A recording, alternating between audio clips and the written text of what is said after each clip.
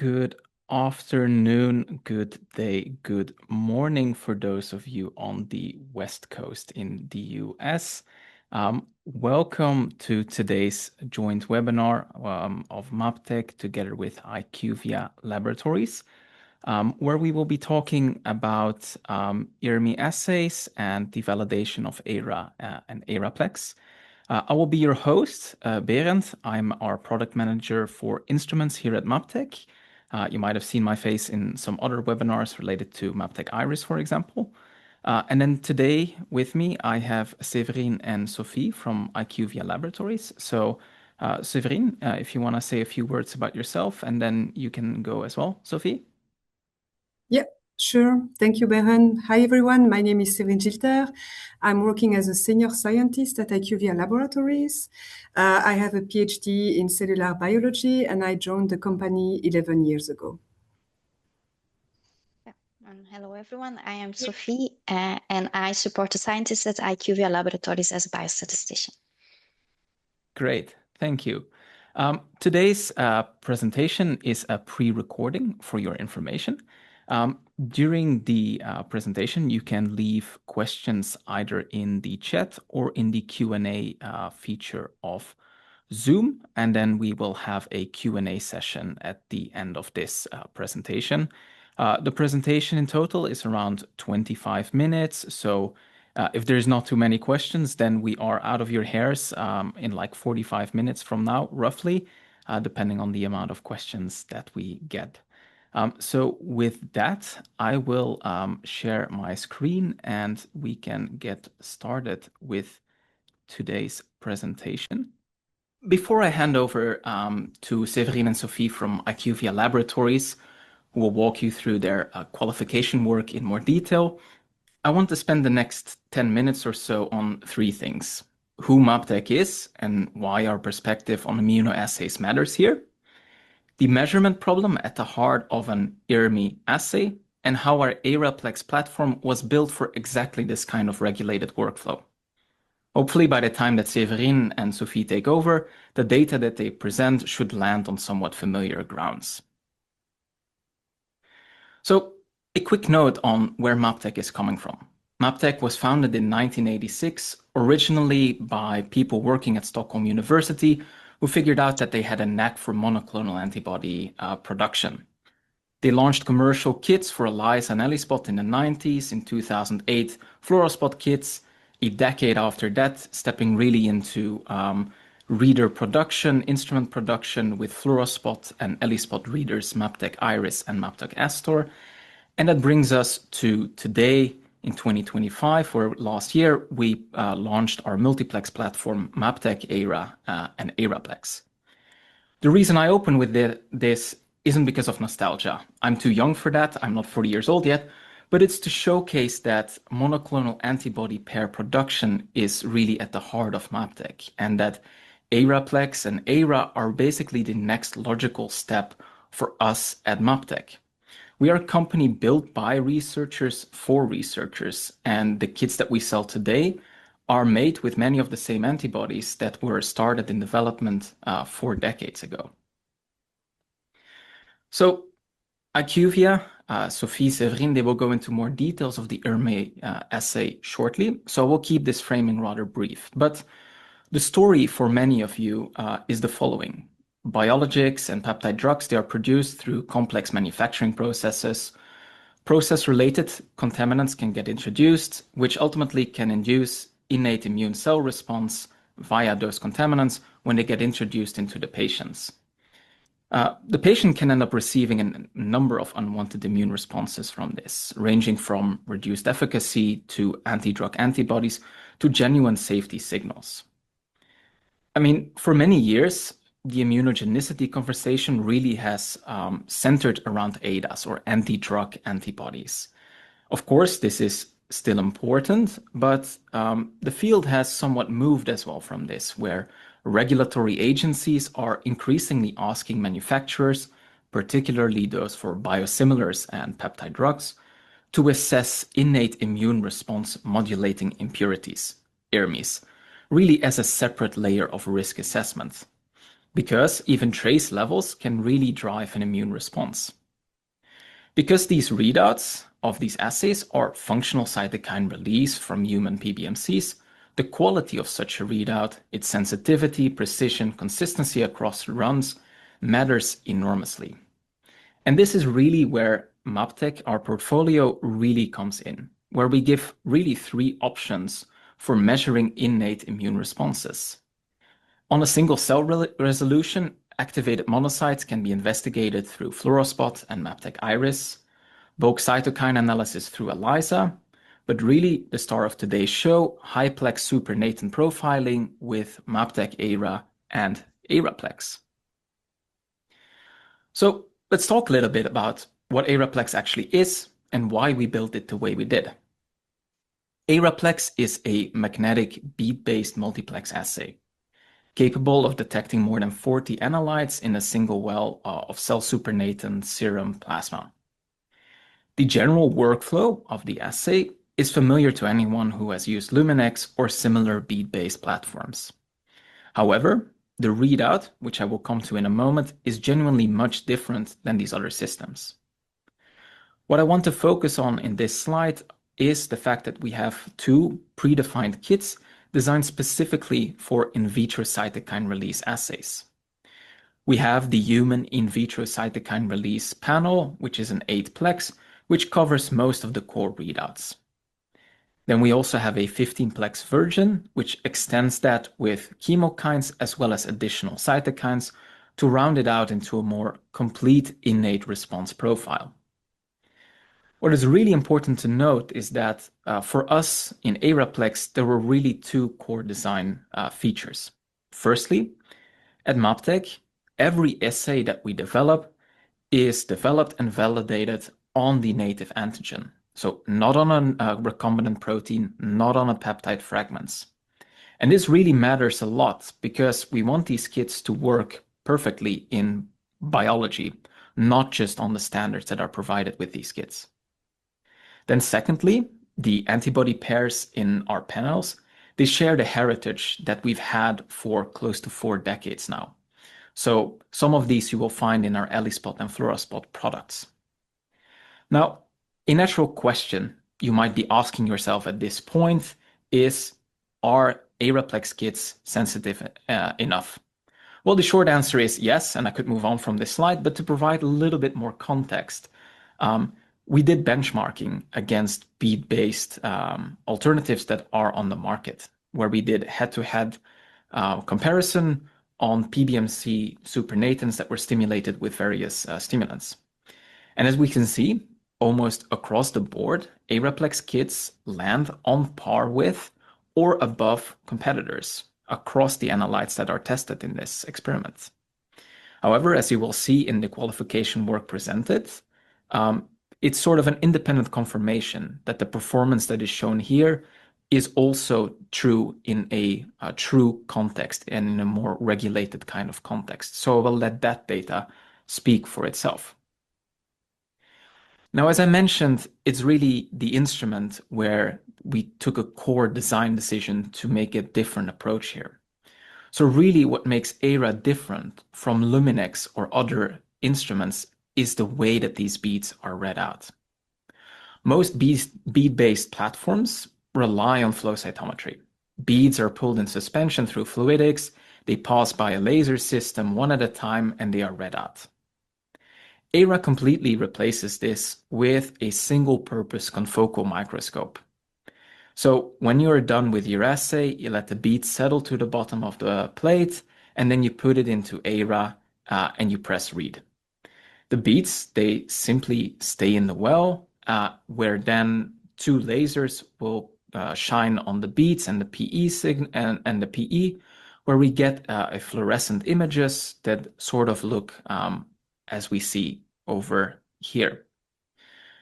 Building on our close to a decade of experience in instrument and algorithm detection, we created the raw sphere algorithm to make sure that we have accurate bead identification and that we can accurately extract the corresponding PE signal.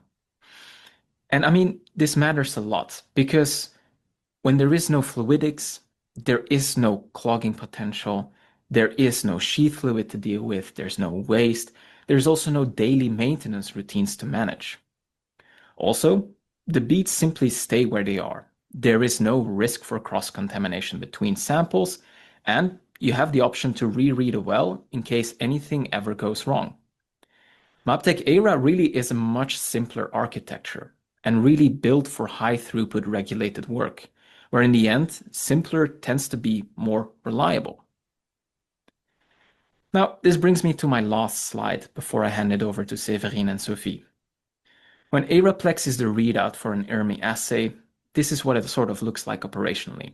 You have no fluidics to deal with, meaning no clogging sheath fluid. Beads simply stay in the well, no cross-contamination is possible, and we really baked in 21 CFR Part 11 and EU Annex 11 compliance at no additional costs, something that other providers really can't say. And this is kind of important in these kind of regulated fields. It's a plug and play operation. Really, it's as simple as putting in the plate, you press read, 15 minutes later, you come back to your data and you can get going. There is no startup, shutdown routines, or any kind of maintenance routines to deal with, saving you tons of time on just a simply daily basis when you have a lot of plates to read out. So this is Mabtech EYRA and EYRAplex. And I think the question that matters most for people in this call, in this webinar, is whether EYRAplex and EYRA actually perform in the specific context of an IIRMI cytokine release assay, qualified to a standard that you would need in order to bring this into your workflow. And so that is exactly what IQVIA Laboratories has done. So with that, I will hand it over to Sophie and Séverine to walk us through their qualification data on Mabtech EYRA and EYRAplex. So thank you, Berend, and hi, everyone. As mentioned today, so I will present together with Sophie a multiplex cytokine analysis platforms that can be used for immunogenic risk assessment of generic peptides. So to begin with, just a few words about IQVIA Laboratories in vitro immunology. We are located in the French-speaking part of Belgium, very close to Brussels-South Airport at Charleroi, where we have dedicated laboratories, offices, and cryostorage. We have our own biobank of primary cells, and in our lab, we use multiple technologies such as flow cytometry, cell sorting, multiplex analyte quantification, immunoassays such as ELISA fluorospots, and other equipment such as live cell imaging, for example. Our focus is on in vitro translational immunology in a non-regulated R&D context, but at the highest level of quality. And the questions that our customers typically ask are, will the drug candidate have any safety issues, such as immunogenicity or toxicity? And also, how functional is the drug candidate?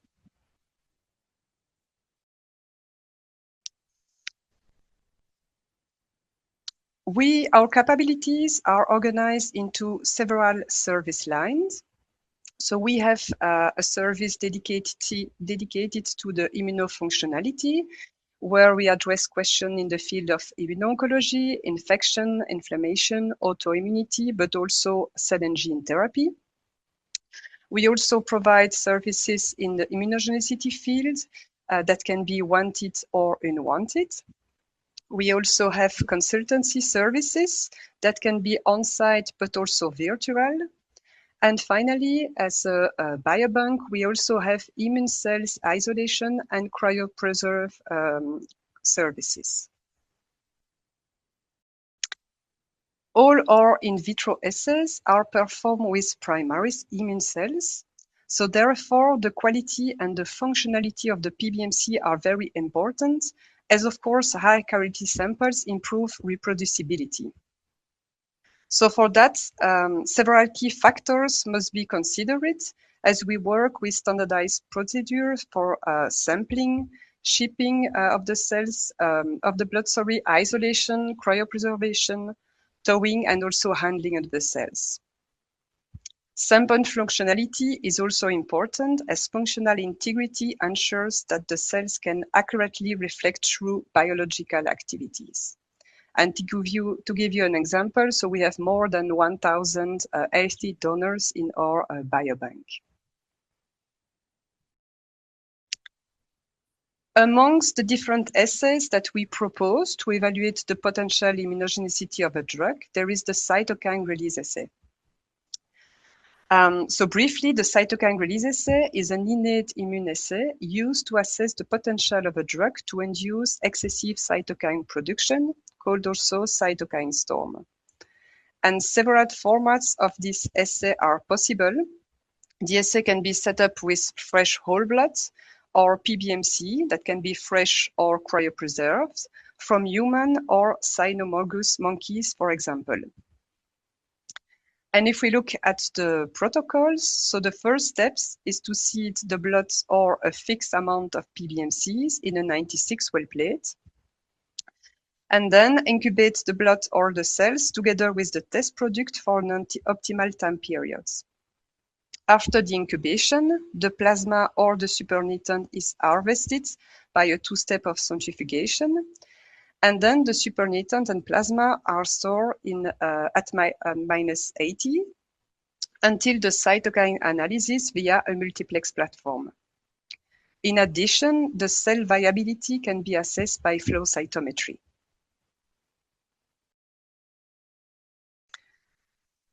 This assay, so the cytokine release assay, is a recommended high sensitivity cell-based in vitro method used to compare the immunogenicity risk of a generic peptide against its reference listed drug, the RLD.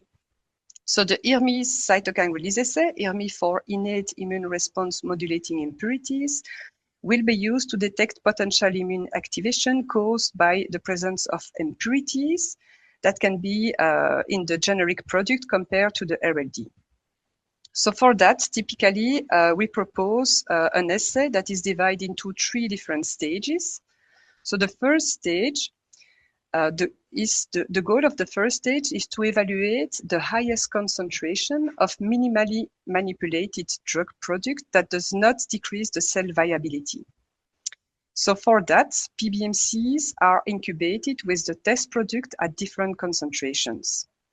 And after an optimal time period, the antigen-presenting cell viability is assessed via flow cytometry, and the cytokine secretion in the supernatant is evaluated via a multiplex platform. Usually, the cytokine panel is IL-2, 6, 8, 10, interferon gamma, and TNF-alpha, but of course, other cytokine can be added to this panel. Once we define the highest concentration that does not have an impact on the cell viability, we move to the stage 2, where the goal is to evaluate the absence of interference of the test product with the assay setup. So for that, the test product and the RLD are tested alone or combined with several impurities. And typically, for the IIRMIs, we use LPS, Zimazon, MDP, CLO75, and FSL, but other can be also used. And then we analyze the cytokine secretions harvested in the supernatant via multiplex platform. And once we confirm that there is no interference, we move to the stage 3. And in the stage 3, the goal is to evaluate and compare several lots of RLD and test products. Usually, we compare a minimum of 3 batches of test product against minimum of 3 batches of the RLD. And then we will analyze the cytokine secretion via multiplex and the cell viability via flow cytometry. Now I will let my colleague Sophie Denise, so biostatistician, to explain how she qualified this assay using the EYRA technology as a multiplex platform. Thank you, Serene. So we indeed qualified the IIRMI CRA in-house, and we used the samples obtained during this qualification to evaluate how EYRA technology would perform specifically on this type of samples. So we based the design of our qualification largely on this important paper that you see here, written by experts in the fields, also by authors that are affiliated with the FDA. So similar to the paper, we evaluated 10 donors, the same 10 impurities, and also evaluated at the same concentrations as in this paper. To satisfy all requirements for qualification, we did some additional things. So we spread the evaluation across multiple days, multiple operators, and we also did a subset of donors that were repeated across multiple experiments. In a full qualification of the assay, we would evaluate all the parameters that you see listed on this slide. Specifically, to evaluate the EYRA technology, we focused on the calibration curves, the precision, and then the most important parameter, the sensitivity, which is the lowest detectable concentration of the impurities.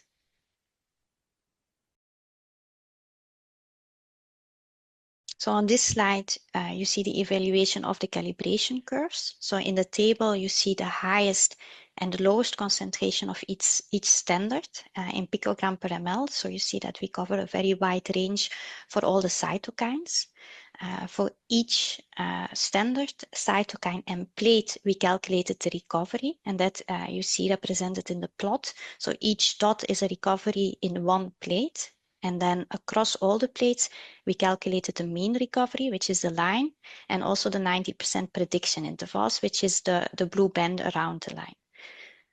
The prediction intervals, they represent the range that we can expect across individual plates. And we see that this prediction interval remain within 80 to 120% recovery across all cytokines and all standard concentrations. So that means that we can have a high level of confidence that we get accurate results across the entire standard curve across each individual plate. And this ensures that we have a very broad dynamic range to calculate cytokine concentrations.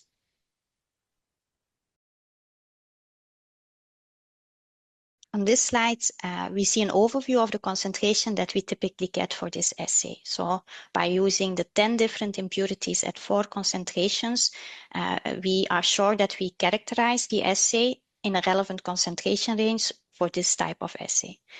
So we do see that this is very dependent on cytokine. So each dot that you see here is a result of one condition.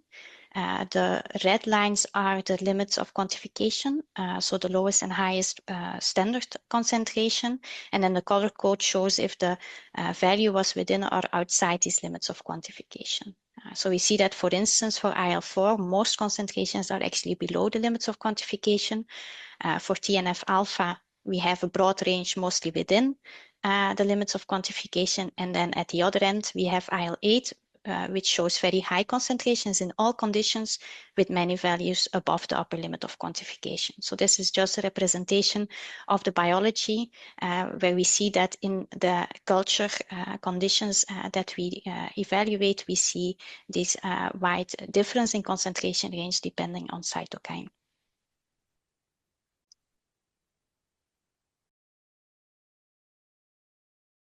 In this slide, we see a summary of the precision evaluation. So an important thing to consider is that this precision that is shown and calculated considers the entire assay. So it's the precision of the variability introduced during the PBMC incubation and the EYRA quantification.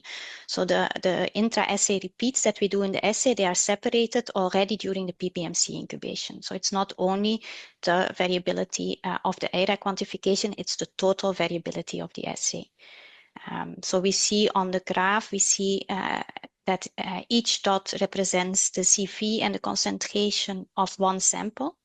Again, we see the limits of the quantification of the EYRA and then the color code if samples were within or outside the limits of quantification.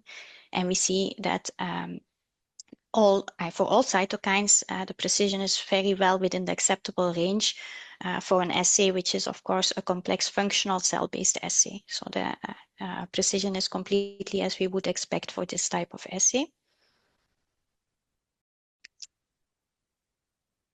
Then on the next slide, we see maybe the most important evaluation to demonstrate that the assay is fit for purpose. So this is the sensitivity to detect low levels of the impurities. So here you will see a visual evaluation, visualization of the responses that we can detect to the different IIRMIs. So you see on the vertical panels, you see the 10 IIRMIs here going from the glow 75 to Zimozan, and then horizontal panels are the different cytokines, and on the y-axis we see the fold change. Because each donor can have its own baseline concentration of cytokines, we always express responses as fold changes compared to the unstimulated control of the same donor.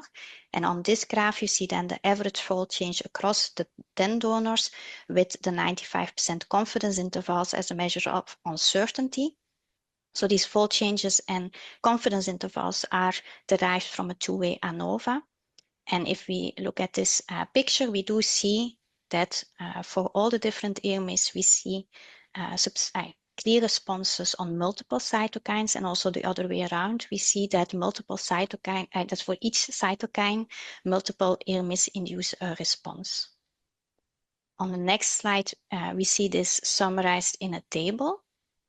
So what you see here is the lowest concentration of impurity in nanogram per ml, for which we can obtain a significant response based on the two-way ANOVA. So we see again, each row is one impurity, and then each column is one cytokine. And green is the lowest concentration that was evaluated in the assay.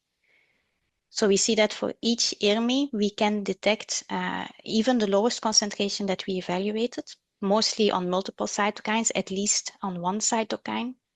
So this confirms that the assay and the EYRA technology is has sufficient sensitivity to detect even these extreme low levels of the impurities. Then, just as a conclusion, we can confirm that the EYRA technology is suitable to use in the context of an IIRMI cytokine release assay with sufficient dynamic range to detect the responses across all the impurities at low levels, and that the performance within this range is excellent. And if I can add a conclusion on the practical part, I would say that the EYRA is efficient and easy to use in the laboratory, that it fits well into a routine workflow and save time for the operators. And then, as Beren mentioned, one of its main advantage compared to other multiplex methods is the short readout time, of course, which allows results to be obtained quickly and improve overall lab efficiency.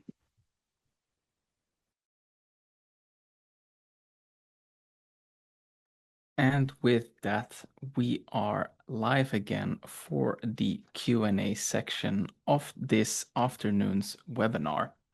I have a first question here already, which I will pose to you, Séverine, whether the ELISA assay is dependent on HLA setup. No, so I would say that HLA is not typically used as a selection for donors in an ELISA array. This is because the readout is based on an innate immune pathway, and that these pathways are not HLA dependent. Okay. And then it's a question for me with whether the other impurity tests that I mentioned, if I could elaborate on those. So I mentioned that fluorospot can be used as well, which can be used as a monocyte activation test, whereby one can look at IL-6 and IL-1 beta simultaneously, and this can then be assessed with Mabtech Iris to look at the secretion of these. Alternatively, instead of EYRAplex, of course, one can also look at single cytokine secretion using ELISA, for example. Then another question, which I think I will pose to Sophie, whether when there is like an impurity hit, so to speak, how would one investigate this further? What other assays could one use to investigate this subsequently after this hit has been confirmed? So I can maybe start indeed with additional investigations that we do on the data that we collect with the IIRMI assay, and then I will leave Séverine maybe to complement on additional experiments that can be done. So we start always with an analysis just per cytokine to see if we see some responses. And if we do see some responses, we go one step further and we look then at really at a profile across cytokines. So we do multidimensional analysis like a PCA, principal component analysis, so we can really understand from that profile more the underlying mechanism, and to also compare, for instance, the entire profile to certain IIRMI controls that we always include in the same experiment. So yeah, Séverine, I don't know if you want to add on that. Yeah, I would say maybe to complete that, the next step could be to evaluate each component of the test product. So the API, formulation buffer, each component of the formulation buffer, impurities, to identify which impurities component trigger the cytokine secretion. Okay, thank you. Then I have several questions from Ricky in the chat. So approximate price per assay compared to Luminex. So you can find this on our website. You will see that pricing is very competitive towards what one would normally see for Luminex kits as well. Then there is a question whether cytokines can be added to that 8 or 15-plex panel, so particularly cytokines for Th2 and Th17, for example, IL-5 and IL-17. We have an entirely flexible platform. So we have these pre-made panels, which we showed. For example, we have in vitro cytokine release panels, but we also have pro-inflammatory panels. But we also have just a mix and match. We call it EYRAplex Flex, where you can just mix and match whichever analytes that you want to choose and create your own custom panel from there. So you can take those 8 as a basis and then add the ones that you want to add on top of it. Then there is a question regarding sensitivity, whether this could also be used for adaptive immunity. So for example, a T cell culture with pulsing of peptides, so which one normally would assess with interferon gamma ELISA. Now, I am by no means an expert when it comes to this. To the best of my understanding, it is possible, and I also assume that it sort of follows the same rules as we saw here, where we also want to assess whether a peptide can induce an immune response. Well, in that case, I would say yes, but maybe not to the same levels of sensitivity as ELISA can, right? ELISA is really known as like the gold standard when it comes to looking at these specific immune responses, particularly when it comes to interferon gamma. I don't know if you maybe have something to add to that as well, Séverine? No, I think it was complete. Okay, good. Then I have a question as well regarding EYRA being 21 CFR Part 11 compliant. That's of course a very, it's a difficult question to answer. Yes, EYRA is compliant. And I mean, it is a long list of requirements that is needed to check this. This is everything from like device checks to audit trails, user handling, how that is done, etc. So we are really in a great position because we have almost a decade of experience already building instruments in these kind of regulated sections where we need to have compliant instruments for ELISA and fluorospot. So with that, we can really lean a lot on the infrastructure that we build for Mabtech Iris and Astor, and we can sort of port that over to Opal and EYRA as well. So we had a lot of back and forth and a lot of good input from customers over the last couple of years to really make sure that we check all the boxes. And so we've set up very robust audit trails. We've set up very complete user handling. So out of the box, it's compliant. Then there's a question in the chat from Patricia, who is asking, what were the most challenging tested criteria during the validation? So that sounds like a question towards Sophie and Séverine, I would say, maybe mostly for Sophie. Yes, so it's a very good question. With the knowledge that we already had with the essay and the paper that we could follow, actually, the results were as we expected. So what was definitely one of the potential complexities is that we have to test the supernatant without too much dilution, because we want to be really sensitive to detect low levels of cytokines. So to evaluate for matrix interference was an important point that would potentially cause problems if you would see that, because then we would not have a lot of possibilities, as we cannot dilute the sample too much because we will lose sensitivity, but actually we do not see interference with the detection. So that was at least could have been a very big challenge, but fortunately it was not the case. Of course, we need to have quite a broad dynamic range, because we do see that we have a broad range of cytokine induction, which can really depend on cytokine and also on donor, as even the baseline expression can vary quite substantially between the donors. So we do want to have a good range, but yeah, with the EYRAplex especially, we could see that the standard curve performed very well across the entire range.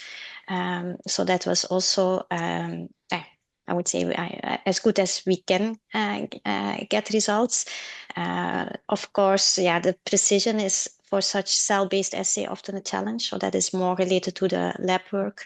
So as the ERA or the quantification is just a very small part of the source of variability. The main source of variability comes from before that, from the incubation. So it's really related to the lab practices. But also there, we didn't see anything concerning. So actually, there are a few of these things, I would say, these parameters that can be challenging. But for this specific qualification that we did, and like I say, it's part because we had a lot of experience already beforehand with the essay. Actually, we didn't come across really problematic points or things that needed further adjustment. So I don't know, Séverine, if you have an additional comment to that, but... No. And regarding the practical part, the ERA is, I would say, very easy to use. So it was not, I would say, the most challenging part of the essay. And also, like I imagine as well, I mean, the essay itself, the protocol, etc., it is all very similar to other bead-based assays out there. So, I think changing protocols when it comes to that and the switch from, say, Luminex to EYRAplex, it is not such a big change, and existing protocols can easily be copied over with very minor changes.